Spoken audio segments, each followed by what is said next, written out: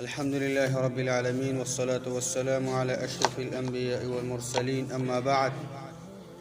باب فضل من مات له أولاد صغار. کتاب ریاض صالحین یو سلو شپیتم نمبر باب دی.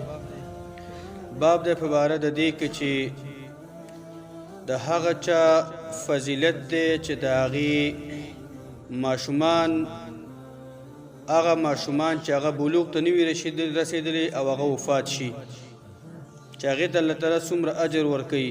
اولاد دا د زړه ټوټه ده. الله رحمین په مؤمنانو مسلمانانو باندې او نو ټول انسانانو ډېر مهربانه دی، خصوصا په مؤمنانو.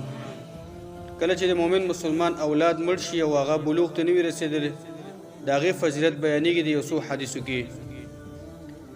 وعن انس رضی الله عنه قال قال رسول الله صلی الله علیه وسلم. انس زهون روایت ته چې دا وی رسول الله صلی الله علیه وسلم فرمایلی دي: ما من مسلم يموت له ثلاثه لم يبلغ الحنث. نشته د هیڅ یو مسلمان، دا عام لفظ دی، کدا نارینه او کدا زنانه، چې دا غي درې داسې ماشومان وفات شي او بچیان وفات شي چې هغه بلوغ ته نه وي رسېدلی، ماشومتوب کې وفات شي، داسې حال ته نه وي رسېدلی چې هغه مکلف بنده جوړ شي او ګناه دې وکړي او بیا د په هغې باندې بار وي. الا ادخله الله الجنه، مگر الله به دغه مؤمن دغه مسلمان دا به الله جنت ته داخلوي چې کله د هغې ماشومانو په مرګ باندې هغه صبر وکړي. الله به جنت ته داخلوي بفضل رحمته ایاهم. الله تعالی به دغه مؤمنان، دغه مور او پلار او دغه مؤمن مسلمان، دا به الله جنت ته داخلي په خپل فضل او مهربانۍ باندې او دغه بچو په برکت باندې. چې درې ماشومان د چا مړ شي او داسې حالت کې مړ شي چې هغه بلوغ ته نه وي رسېدلی او دغه مور او پلارو باندې صبر وکړي، الله به دا جنت ته داخلي. متفق علیه روایت دی. دویم نمبر روایت عن ابي هريره رضی الله عنه قال قال رسول الله صلی الله علیه وسلم. ابو هريره فرمایلی دي چې رسول الله صلی الله علیه وسلم فرمایلی دي: لا يموت لاحد من المسلمين ثلاثه من الولد لا تمسه النار. نو وفات کیږي په مسلمانانو کې دی یو کس درې بچیان او درې اولادونه چې دغه مور او پلار او دغه کس چې هغې ته به هیڅ قسم د جهنم دا اور دا به ورته نه رسېږي، چې دا مور او پلار باندې صبر وکړي او د هغې درې بچیان دا وفات شي. د الله پیغمبر فرمایي دغې مور او پلار ته به او دغې مؤمن مسلمان ته به اور نه رسېږي الا تحلة القسم، مگر هغه چې الله رحم به خپل قسم پوره کوي. الله دا قسم کړی دی: اعوذ بالله من الشیطان الرجیم وان منکم الا واردها.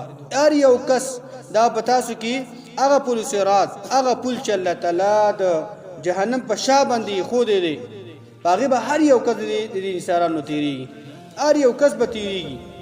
نو بیا به څوک داسې وي چې هغه به ډېر په اسانۍ باندې تېرېږي. الله دې موږ تاسو په اسانۍ باندې تېر کړي، د بجلۍ د پلک په شان به تېرېږي. خو د جهنم اور دې نه به الله تعالی ساتي. دا وعده به الله پوره کوي چې الله یې په هغې باندې تېروي، خو داسې انداز کې به تېروي چې هغه به پوهېږي هم نه. الله دې موږ تاسو ته وساتي. وعن ابي سعيد الخدري رضي الله عنه قال. دا بل روایت اخرنا روایت سره باب ختمېږي. ابو سعید الخدري وی: جاءت امرأة الى رسول الله صلى الله عليه وسلم فقالت يا رسول الله.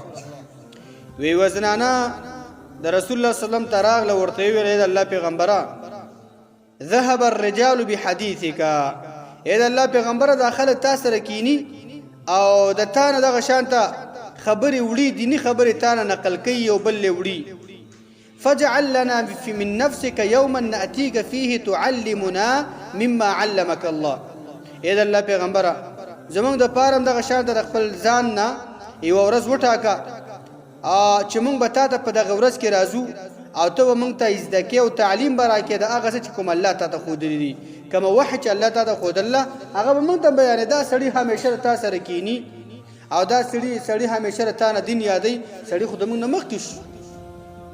قال د الله پیغمبر ته ویله: اجتمعنا یوم کذا وکذا. سیده تاسو په دې ورځ باندې جمع کېږئ یو ځای کې او زه به تاسو ته بیان کوم، دین به ته ښیم. فاجتمعنا، نو دا زنانه راجمع شوې، راټولې شوې. فأتاهن النبي صلى الله عليه وسلم فعلمهن مما علمه الله.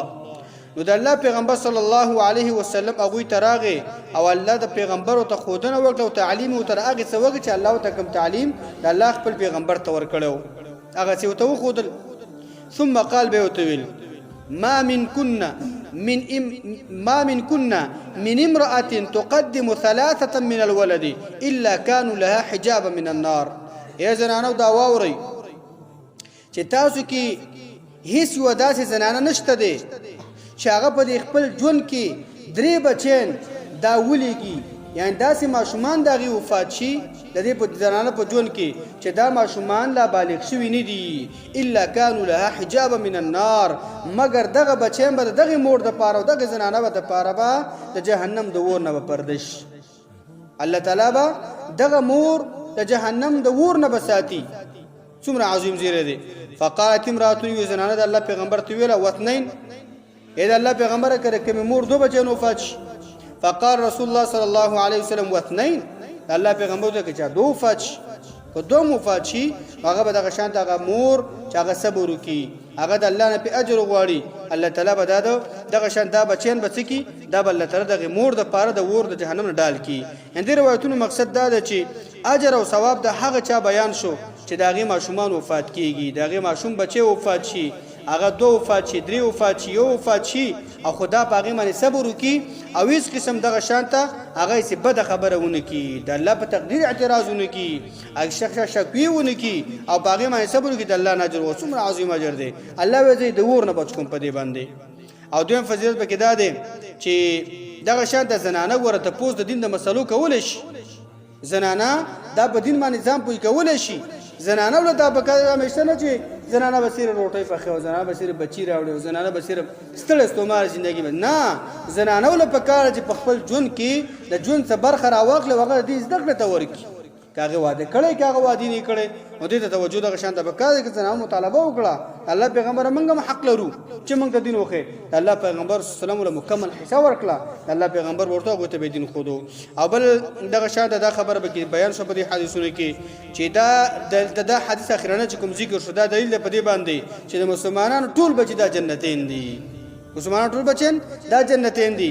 ځکه دغې ماشومانو په مر باندې الله مور او پلار ته خپل رحمت ورکوي چې هغه جنت ته داخلېدلی، نو ماشومان خو په طریقه اولاد سره جنت ته ځي که نه. د مسلمانانو چې کوم بچیان دي الله به دې خبره موږ تاسو توفیق راکړي، الله دې موږ تاسو معاف کړي. وصلی الله علی نبینا محمد.